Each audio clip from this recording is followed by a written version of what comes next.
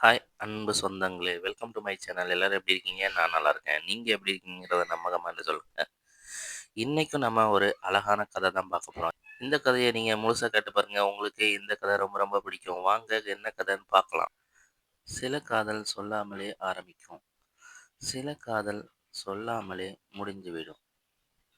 ஆனால் எதுவாக இருந்தாலும் காதல் வாழ்க்கை முழுக்க மனசுக்குள் உயிரோடி இருக்கும். இதுபோலத்தான் இன்றும் ஒரு காதல் கதையை நாம் பார்க்க போகிறோம். அவளைப் பற்றி சொல்ல வேண்டுமென்றால், அவள் எப்போதும் சிரிக்காத முகம். அவள் கண்களில் ஒரு சோகத்து நிழல் அவளுடன் எப்பொழுதும் இருக்கும். அவனைப் பற்றி சொல்ல வேண்டுமென்றால், எதையும் லைட்டாக எடுத்துக்கொள்வான். எளிதில் மனிதர்களை ரொம்ப ஆழமாக புரிந்து கொள்ளும் தன்மை உடையவன். அன்றைக்கு மழை பொழிந்து கொண்டிருந்தது. பஸ் ஸ்டாப்பில் அவள் மழையில் நனைந்து கொண்டு, நடுங்கிக் கொண்டும் நின்று கொண்டிருந்தாள். அவன் அந்த நேரத்தில் அங்கு வந்தான். தன் கையில் குடையை வைத்துக்கொண்டு அருகில் சென்று அவளிடம் ஏதும் பேசாமல் அவள் பக்கம் குடையை சாய்த்து பிடித்தான். அவளும் வாய் திறந்து மெதுவாக தேங்க்ஸ் என்று சொன்னாள். அவன் அவளை பார்த்து சின்னதாக ஒரு சிரிப்பு சிரித்தான். அதுதான், அந்த சிரிப்புதான் அவள் வாழ்க்கையில் முதல் முறையாக வெப்பம் கொடுத்தது. பிறகு அவர்களுக்கிடையே நட்பு சத்தம் இல்லாமல் வளரத் தொடங்கியது. அவள் அதிகம் பேச மாட்டாள். அவனும் அவளை புரிந்து கொண்டு அளவாக எதுவும் அவள் சொல்லாதவரை கேள்வியும் கேட்க மாட்டான். இருவரும் காபி ஷாப் வருவார்கள். அவள் ஒரு சில சாரல் போல பேசிவிட்டு மௌனமாக காப்பியை குடிக்க ஆரம்பித்து விடுவாள். அவனும் அவளை பார்த்து ரசிக்காமல் இல்லை, காப்பியை குடித்து கொண்டு. இதை அவள் அறிய மாட்டாள். அவள் மௌனத்துக்குள் அவன் அவளை பற்றி ஒரு உலகமே கட்டி வைத்திருக்கிறான் என்று. ஒரு நாள் அவள் அழுது கொண்டே இருந்தாள். அதை பார்த்து அவன் அவள் அருகில் வந்தான். வந்து அமர்ந்து கொண்டான். அவளிடம் அவள் அழும் காரணம் கேட்கவில்லை. அவள் கண்களில் வழியும் கண்ணீரையும் துடைக்கவில்லை. ஒரே ஒரு வார்த்தை மட்டும் அவளிடம் சொன்னான்.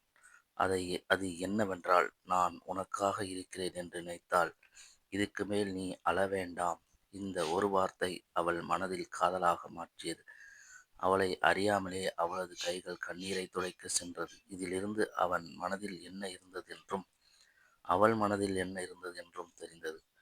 ஆனாலும் அவர்களின் பழக்கத்தில் எந்த மாற்றமும் இல்லை.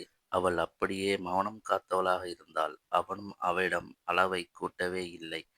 அப்படியே சென்றது அவர்களது பழக்கம். யாரும் எதிர்பார்த்திராத, அவன் யோசித்து கூட பார்த்திராத ஒன்றை அவள் சொன்னாள். என்னவென்றால், எனக்கு கல்யாணம் ஃபிக்ஸ் பண்ணிட்டாங்க என்று சொன்னாள். அதை கேட்ட அவன் சிரித்தான். ஆனால் அவன் உள்ளுக்குள் கட்டிய கனவு உலகம் மௌனமாக சத்தம் இல்லாமல் உடைந்தது. அது அவனுக்கு மட்டும் கேட்டது. அவள் கேட்டாள், உனக்கு என் மேல் கோபமா என்று. அதற்கு அவன், நீ சந்தோஷமாகத்தான் இருக்க வேண்டும் என்று நினைத்தேன். நீ சந்தோஷமாக இருந்தால் போதும். அப்படி என்று அவன் வாய் மட்டும் சொன்னது. பிறகு ஒரு நாள், கல்யாணத்துக்கு முந்தின நாள் கடைசியாக சந்தித்தார்கள். அவள் சொன்னாள், என்னை மன்னித்துவிடு என்று சொன்னாள். அவன் சொன்னான், நீ எனக்கு கிடைக்கலன்னு வருத்தம் இல்லை. ஆனா நான் உன்னை நேசித்ததற்கு ஒரு வாய்ப்பு கிடைத்தது, சந்தோஷம்தான் அப்படின்னு சொன்னான்.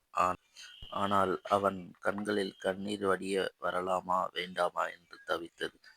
ஆனா அவ அழுதுட்டா.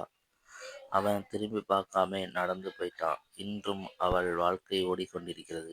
அவன் வாழ்க்கையும் ஓடிக்கொண்டுதான் இருக்கிறது. ஆனால் அவர்களுக்குள் நடந்த அந்த சில மழைக்கால குடையும் காபி ஷாப்பும் மௌனம் கேட்டு